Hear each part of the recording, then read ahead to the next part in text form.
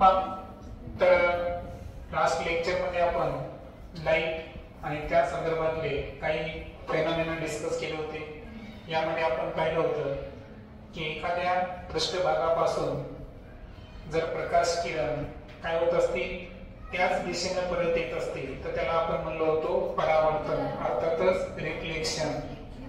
त्यानंतर प्रकाश किरण जर आरपार जात असतील है ना तर त्याला म्हणलो होतो आपण रिफ्रॅक्शन। काय म्हणलो होतो? रिफ्रॅक्शन। आणि जे सनलाइट आहे, सूर्यप्रकाश, यामध्ये पांढरा रंग आहे आणि याचं 7 रंगामध्ये रूपांतर होत असेल, स्प्लिटिंग इनटू 7 कंपोनंट कलर्स, तर त्याला म्हणलो होतो आपण डिस्पर्शन। आणि डिस्पर्शन संदर्भात आपण 2 उदाहरणं पाहिली होती। एक होती प्रिझम आणि दुसरं काय पाहिलं होतं आपण? रेनबो, जे इंद्रधनुष्य काय होतं। तर हे सुद्धा लाईटचा एक फेनॉमेना आहे। ओके, तर आज आपण जे शिकायलो इनसाइड आवर आय। आता आई संदर्भात आपण प्राथमिक माहिती काय घेतली होती का, की जेव्हा आपण एखादी वस्तू बघतो ही वस्तू आपल्याला का दिसते या मागचा आपण वैज्ञानिक कारण पाहिलं होतं। तर त्यामध्ये आपल्याला 2 गोष्टी महत्त्वपूर्ण वाटल्या होत्या। एक तर त्या वस्तूला स्वतःचा काय असला पाहिजे, प्रकाश, किंवा त्या वस्तूवरून प्रकाशाचं काय होणं अपेक्षित आहे, परावर्तन। आणि ते परावर्तित किरण जेव्हा आपल्या डोळ्यामध्ये येतात, रिफ्लेक्टेड रे, तेव्हा आपल्याला ती वस्तू दिसायला लागते। आता यामध्ये सर्वात अगोदर आपण ह्युमन आयचं स्ट्रक्चर बघणार आहोत। आता मानवी डोळ्या संदर्भात जे महत्त्वपूर्ण पॉइंट्स तुम्हाला या स्टँडर्ड मध्ये डिस्कस करायचे आहे तर ते आहेत पहा। सर्वात महत्त्वाचं आपण डिस्कस करणार आहोत कॉर्निया, जे आपल्या डोळ्याच्या सर्वात बाहेरचं आवरण असतं का, तर त्याला म्हणायचं कॉर्निया। त्याबद्दलही आपण डिस्कस करणार आहोत। त्यानंतर आयरिस, लेन्स, डोळ्यामध्ये सुद्धा आपल्या लेन्स असतं पहा, है ना। त्यानंतर डोळ्यामध्ये जे लेन्सला बांधून घेणारे मसल्स आहेत ते आहेत सिलियरी मसल्स। त्यानंतर आपण जे बघतो तर या प्रत्येक बाबीची प्रतिमा तयार होते। काय तयार होते? प्रतिमा म्हणजे इमेज तयार होते। मग ही इमेज आपल्या डोळ्याच्या कोणत्या भागामध्ये तयार होते, तर लक्षात ठेवायचं ती कुठे तयार होते? रेटिना। कुठे तयार होते? रेटिना म्हणजे आपल्या डोळ्याचा पडदा आहे आणि इथे तुम्हाला दिसते ऑप्टिक नर्व, म्हणजे आपला डोळा काय बघत आहे हे आपल्याला मेंदूला कसं समजतं। तर लक्षात ठेवायचं, मी चॅप्टरच्या शेवटी पूर्ण सांगेल तुम्हाला की ऑप्टिक नर्व कशा पद्धतीनं हे ब्रेन कडे जातात आणि ब्रेनला संदेश देतात की डोळा ऍक्च्युअली काय बघत आहे। ओके, ठीक आहे, एक एक पॉइंट आपण डिस्कस करू। आता पहिल्यांदा आपण पाहू कॉर्निया। कॉर्निया काय असतो, तर इथं दिलंय पहा, white transparent front part of the eye is called as cornea. पहा, आपल्या डोळ्याच्या अगदी समोर जे पांढरा भाग दिसत आहे तुम्हाला, हा पारदर्शक आहे। कसा आहे? पारदर्शक। त्याला इंग्रजीमध्ये आपण ट्रान्सपरंट म्हणतो। काय म्हणतो? ट्रान्सपरंट। पारदर्शक म्हणजे काय? एखाद्या सबस्टन्स मधून प्रकाश किरण जर आरपार जात असतील तर त्याला काय म्हणायचं? पारदर्शक। लक्षात मग पारदर्शक, तर त्या पद्धतीनं आपला जो डोळ्याचा कॉर्निया आहे, कॉर्निया कुठे असतो हे मी तुम्हाला सांगितलं पहा। हे जे कॉर्निया आहे आपल्या डोळ्याच्या सर्वात समोरचं आवरण हे कोणतं असतं? कॉर्निया असतं। आणि कॉर्निया हा कोणत्या रंगाचा आहे? व्हाईट रंगाचा। ट्रान्सपरंट म्हणजे पारदर्शक, म्हणजे प्रकाश किरण त्याच्या आरपार जाऊ शकतात। आणि front part of the I म्हणजे डोळ्याच्या अगदी समोरचा भाग आहे तो, आणि त्याला म्हणायचं cornea. It can protect the interior of the I from accident. चुकून आपल्या डोळ्यामध्ये मातीचे कण, धूळ किंवा एखाद्या वेळेस काही कण गेले एखाद्या पदार्थाचे तर लगेच आपल्या डोळ्याला इंजुरी होते का? नाही होत।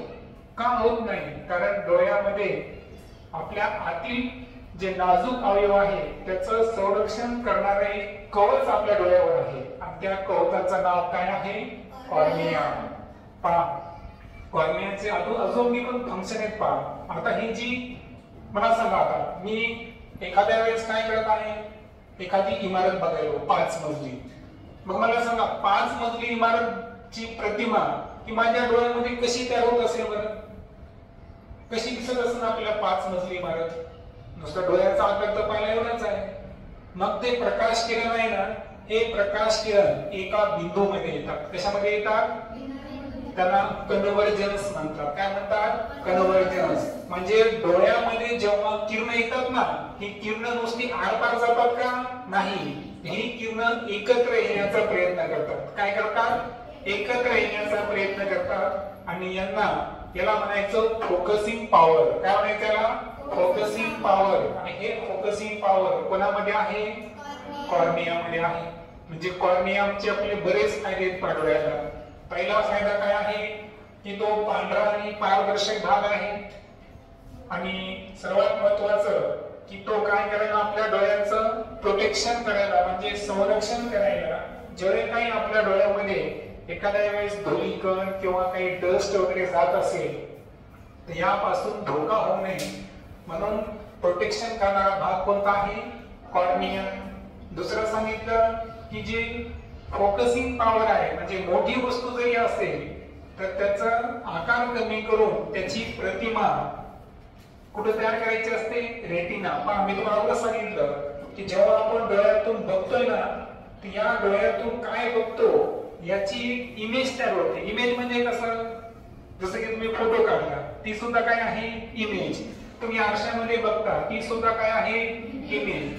तर आपला डोळा काय बघत आहे याची आपल्या डोळ्याच्या आतमध्ये एक स्क्रीन आहे. काय आहे? स्क्रीन, पडदा आहे. त्या पडद्याचं नाव काय आहे? रेटिना. तर या रेटिनावर प्रतिमा तयार करण्यासाठी त्यामध्ये सुद्धा महत्वाचं काम कोणाचं आहे? कॉर्नियाचं आहे. त्यानंतर दुसरा पार्ट आहे पहा आयरिस. कोणता आहे? आयरिस. आता पहा, हा पांढरा भाग सोडून द्या, उरलेला मोठा गोल दिसतो का तुम्हाला आपल्या डोळ्यामध्ये? आणि त्याच्या आतमध्ये सुद्धा एक छोटा गोल आहे पहा, आहे ना? 2 गोल आहेत.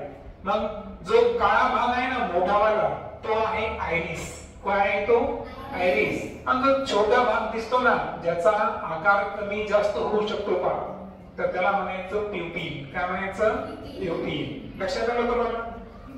पहा, वाटल्यास आकृतीमध्ये दाखवतो मी तुम्हाला पुन्हा एकदा. पहा, हे जे पांढरा भाग दिसतो तुम्हाला समोरचं कवच, त्याला काय म्हणलो आपण? कॉर्निया.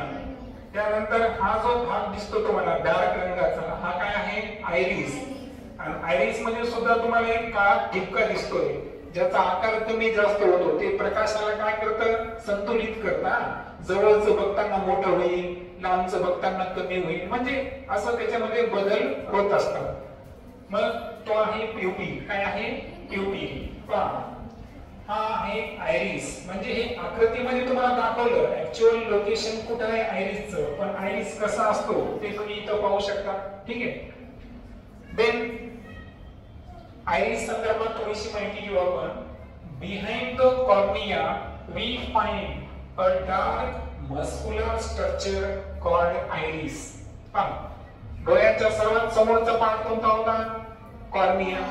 कॉर्नियाच्या बिहाइंड म्हणजे पाठीमागे, थोड्याशा मागच्या बाजूला जर पाहिलं आपण तर गडद, डार्क म्हणजे कसा? गडद रंगाचा. आणि मस्क्युलर म्हणजे काय? त्याच्यामध्ये स्नायू आहे. काय आहे? स्नायू आहे. स्नायूमय भाग आहे. आणि त्या स्ट्रक्चरला काय म्हणायचं? आयरिस. काय म्हणायचं? Iris. In the iris there is a small opening called the pupil. मी तुम्हाला म्हणलो की डोळ्याचा जो काळा भाग आहे त्याला काय म्हणलो आपण? आयरिस. पण त्याच्यामध्ये पण एक छोटा काळा डॉट आहे. ऍक्च्युअल तो डॉट म्हणजे काय माहितीये का? ती आहे स्मॉल ओपनिंग. आपल्या डोळ्याची काय ती? Small opening. आणि त्या स्मॉल ओपनिंगला काय म्हणायचं? प्युपिल. काय म्हणायचं? जसं की पहा, एखादा वर्तुळ आहे, वर्तुळाचा केंद्रबिंदू किंवा एखादा ऍटम आहे, त्याचा काय असतो? Central part nucleus. तसं आयरिसची जी स्मॉल ओपनिंग आहे आतली, त्याला काय म्हणायचं, प्युपिल. त्याच्यानंतर पहा, the size of the pupil is controlled by the iris.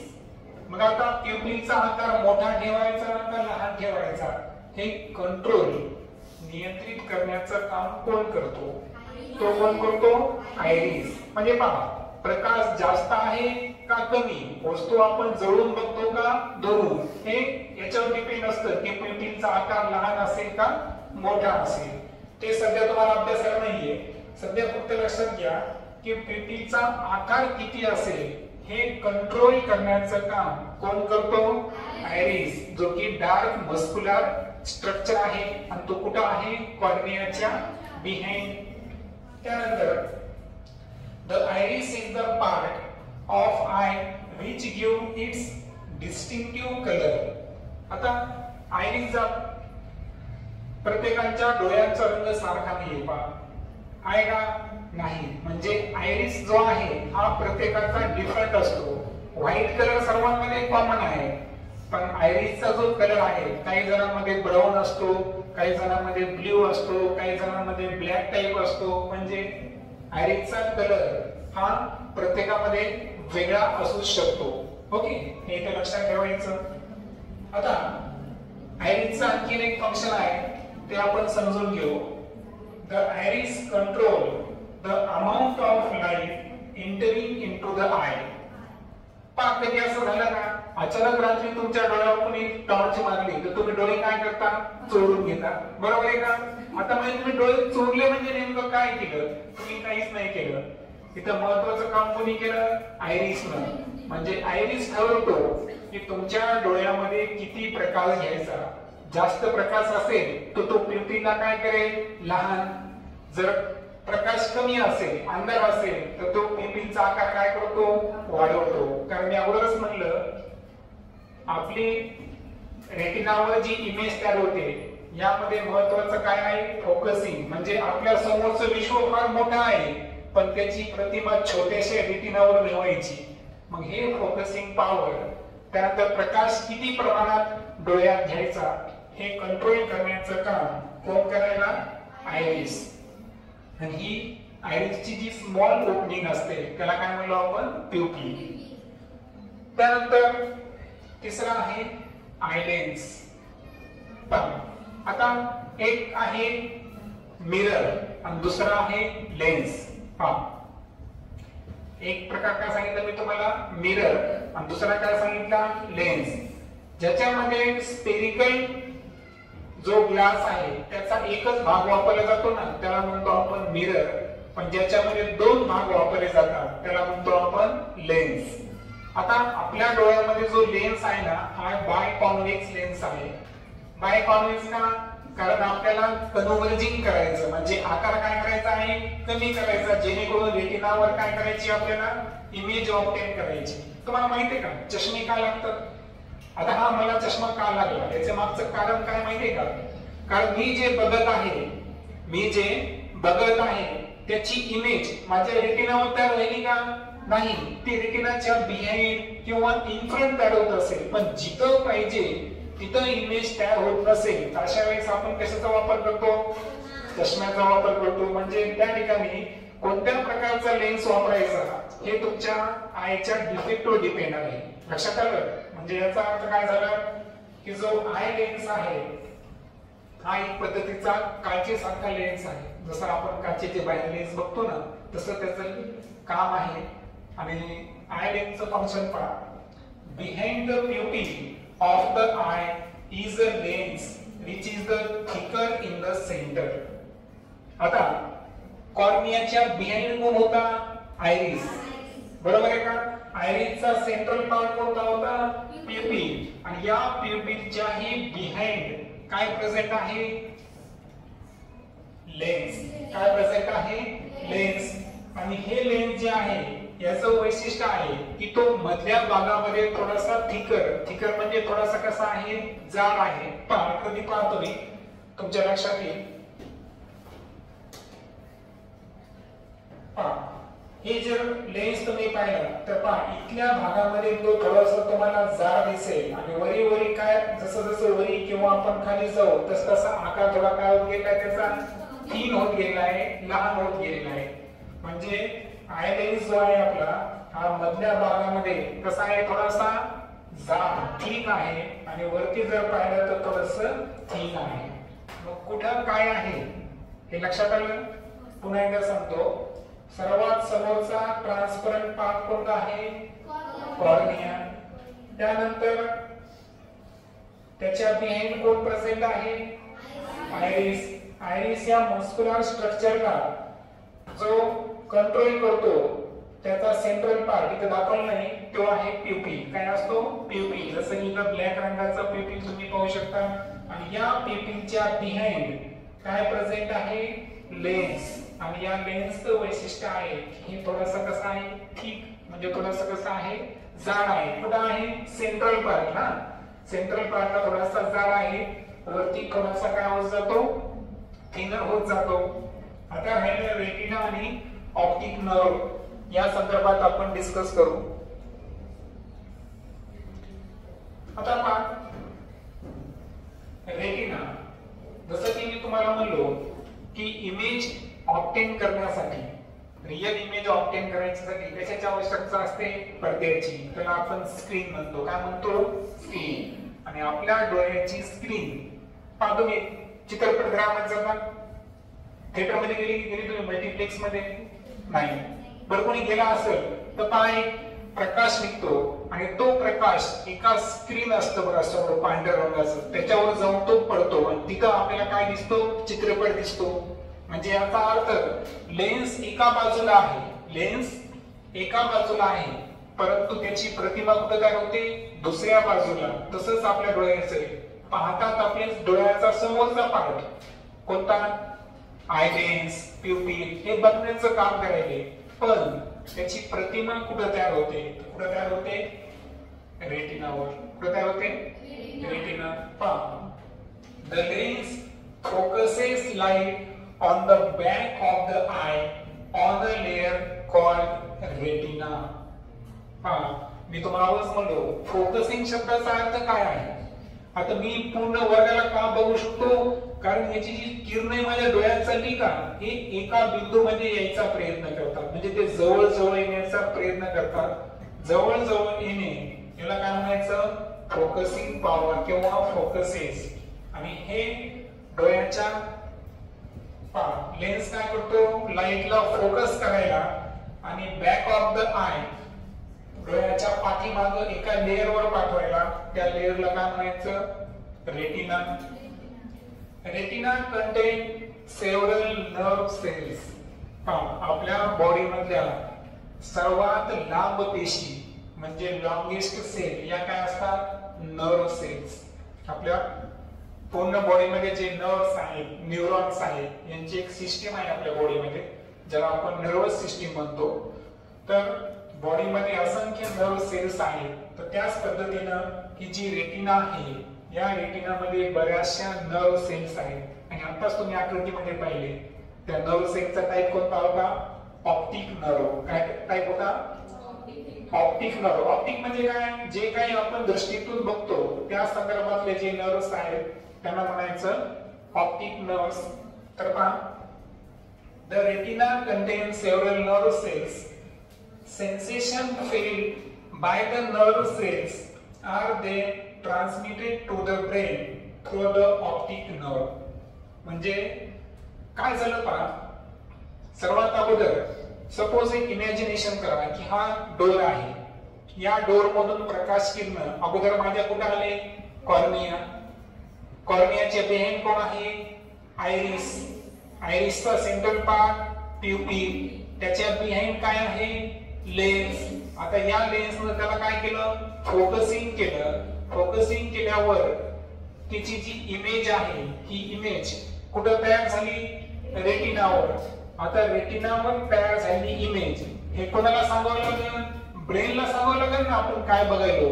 Brain पर्यंत संदेश नेण्याचं काम जे नर्व्स करतात त्या नर्व्सला काय म्हणायचं, ऑप्टिक नर्व. मला विचार करा ना, आपण काय बघत आहोत हे आपल्या मेंदूला कसं समजतं. बघणारे तर कोण आहे, डोळे, पण समजून कोण घ्यायला, मेंदू. मग डोळे आणि मेंदू यांना जोडणारं कोणतरी असेल. मग त्यांना जोडणारे कोण आहे? ऑप्टिक नर्व्स आहे. आता एक लक्षात घ्या, रेटिना मध्ये इथे दिलंय पहा, there are 2 kinds of cell. Kinds म्हणजे टाइप्स. तर त्यामध्ये 2 प्रकारच्या पेशी असतात पहा रेटिना मध्ये. कोणत्या कोणत्या पहा? पहिला आहे कॉन्स आणि दुसरा आहे रॉड्स. कोणत्या कोणत्या? कॉन्स आणि रॉड्स. आता कोन्स कशा आहेत पहा? Cones which are sensitive to bright light. म्हणजे जेव्हा प्रकाश भरपूर असतो, सध्या प्रकाश भरपूर आहे, मग आपल्या डोळ्यातल्या रेटिना मधल्या कोणत्या पेशी काम करते सध्या? कोन्स. कोन्स केव्हा काम करतात? जेव्हा लाईट कसा पाहिजे आपल्याला? ब्राईट म्हणजे भरपूर सूर्यप्रकाश असेल किंवा भरपूर प्रकाश असेल, अशा वेळेस आपल्या कोन सेल चांगल्या पद्धतीने कार्य करतात. पण दुसरं पहा, दुसऱ्या सेल्स कोणत्या आहेत? Rods which are sensitive to dim light. Dim म्हणजे काय माहितीये का? डीम लाईट म्हणजे मंद प्रकाश. डीम लाईट म्हणजे काय? म्हणजे जिथं प्रकाश कमी असेल, फार संध्याकाळची वेळ असेल किंवा रात्री प्रकाश खूप कमी असेल, थोडासा अंधाराचा भाग असेल, तर अशा वेळेस सुद्धा आपल्याला थोडंसं दिसतं अंधारात, थोडं थोडं दिसतं ना. मग अंधारामध्ये जेव्हा आपल्याला थोडं थोडं दिसतं, याचा अर्थ अशा वेळेस कोण सेल काम करतात त्या रेटिना मधल्या? नाही. कोणत्या सेल काम करतात? Rod cell. लक्षात ठेवा, ब्राईट लाईट म्हणजे भरपूर प्रकाश असेल, अशा वेळेस रेटिनाच्या कोणत्या सेल कार्य करतात? कोन्स. जेव्हा प्रकाश डीम लाईट असेल म्हणजे मंद प्रकाश कमी प्रमाणात असेल, अशा वेळेस कोणत्या सेल असतात? Rod cells. आणि त्यानंतर कोन्स सेन्स द कलर. आणि कोन सेलचं आणखी एक वैशिष्ट्य आहे की रंग जे आहे ना, हे चांगल्या पद्धतीने आपल्याला जे समजतात, हे कोणाकडून समजतात? कोन्स. पहा, तुम्ही कपडे खरेदी करायला जा, अंधारामध्ये तुम्हाला कपड्यांचा रंग पॅटर्न प्रॉपर समजतो का? नाही. कारण तुमच्या डोळ्याच्या कोन सेल या अंधारात काम करू शकतात का? नाही. म्हणून आपण कपडे खरेदी करायला गेल्यावर काय करतो? दिवसा जातो किंवा ज्या दुकानामध्ये भरपूर लाईट असेल अशा ठिकाणी जातो. कारण रॉड सेल्स हे रंग ओळखू शकतात का चांगल्या प्रकारे? नाही. त्यासाठी काय लागते? पण कोन सेल काम करण्यासाठी प्रकाश कसा पाहिजे? ब्राईट. म्हणून कधी पण लक्षात ठेवायचं की अंधारामध्ये रॉड सेल्स आणि उजेडामध्ये कोन सेल्स, आणि रंग ओळखण्याचं काम कोणत्या सेल करतात? कोन सेल्स करत असतात. तर अशा पद्धतीचा हा आपला चॅप्टर या संदर्भात आपण बेसिक इन्फॉर्मेशन आहे संदर्भात समजून घेतली.